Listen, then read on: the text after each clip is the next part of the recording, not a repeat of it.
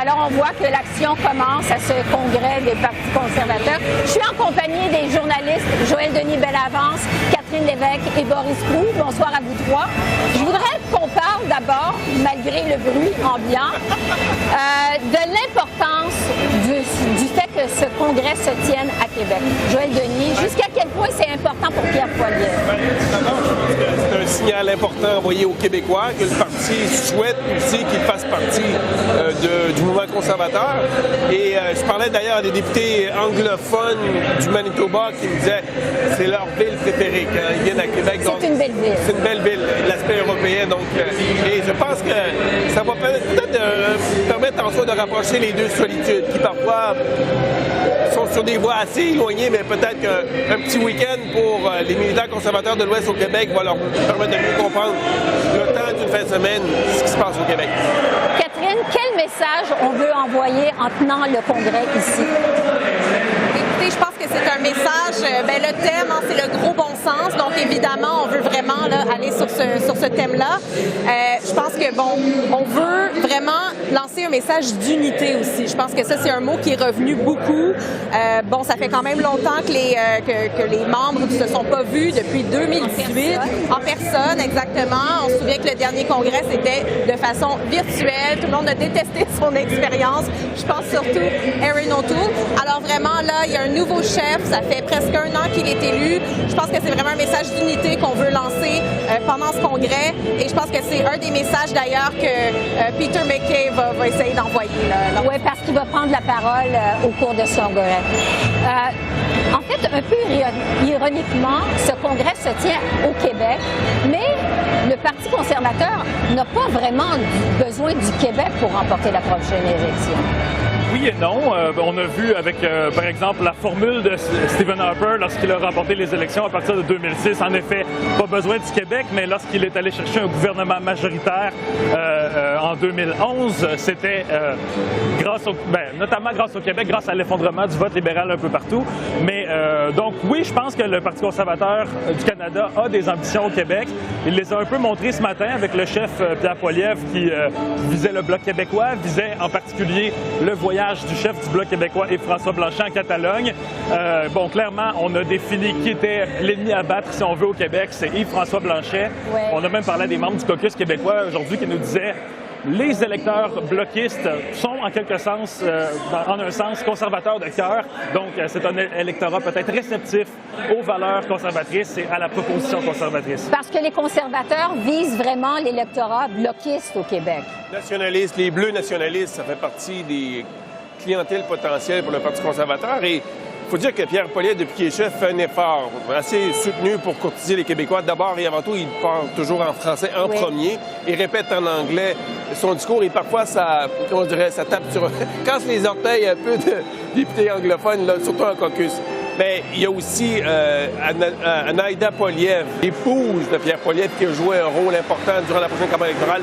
Elle parle évidemment un français impeccable. Elle vient du Québec. Vient du Québec. Donc, c'est une arme secrète que vont utiliser les conservateurs lors d'une éventuelle campagne électorale. Mais je tiens à souligner ceci. Pierre Poilievre est quand même un très bon communicateur en anglais. Il est aussi très doué en français. Moi, personnellement, quand je fais mes entrevues avec Pierre Poilievre, évidemment, c'est toujours en français. Il sait mettre des idées ensemble de façon très articulée. Et donc, il y a des conservateurs qui me disent qu'on n'a jamais eu un meilleur, aussi bon communicateur que Pierre Poilievre depuis Brian Mulroney. Ça date d'un bout de temps. Parlons maintenant des résolutions qui vont être débattues ici. Évidemment, Pierre Poilievre veut parler d'économie et du coût de la vie et de l'absence de logement abordable, mais il y a toutes sortes de propositions controversées qui vont être débattues. Est-ce que c'est, Catherine, ce qui va prendre toute la place, vous pensez? C'est ce qui va retenir l'attention, surtout si ces résolutions sont adoptées, parce que c'est vraiment ça le nerf de la guerre. Évidemment, tout le monde a le droit de déposer leurs propres propositions. Il y en a qui ont été rejetées. D'ailleurs, il y avait une résolution sur l'avortement, au moins une, finalement, qui n'est pas passée à l'étape du Congrès.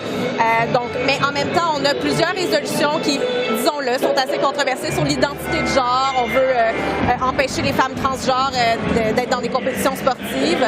On veut rouvrir le débat sur les vaccins. Les traitements de changement de sexe, oui, exactement. De changement de sexe chez les mineurs.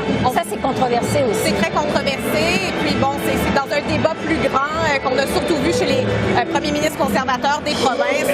Donc, Pierre Poilievre, jusqu'à maintenant, a vraiment fait très attention. Il ne veut pas se mêler du débat pour l'instant. Il va vraiment laisser ses délégués voter là-dessus.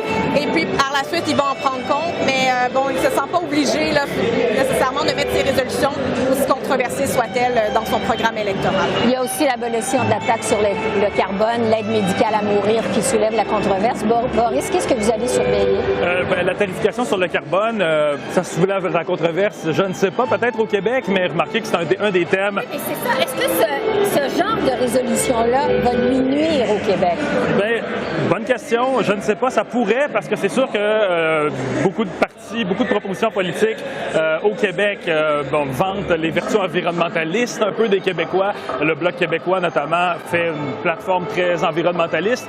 Et c'est un des points, disons, de différence avec le Bloc québécois qui est souligné par beaucoup de membres conservateurs, de députés à qui on a pu parler aujourd'hui, qui nous disaient justement qu'en mettant de l'avant le coût de la vie, en mettant de l'avant le prix sur le carbone, ils nous disent, oui, c'est peut-être la même proposition conservatrice qu'on a vue lors des dernières élections ou des élections précédentes, mais c'est le contexte qui a changé. On a vécu une pandémie, on a vécu une guerre en Ukraine, donc maintenant, peut-être l'électorat québécois sera plus réceptif au message disant cessons ici de se serrer la ceinture, exploitons nos ressources, faisons partager le reste du monde des ressources canadiennes. Donc, ils misent un peu sur le fait que le contexte aura fait changer un peu l'humeur de l'électorat, mais ça, je ne sais pas si ça va fonctionner.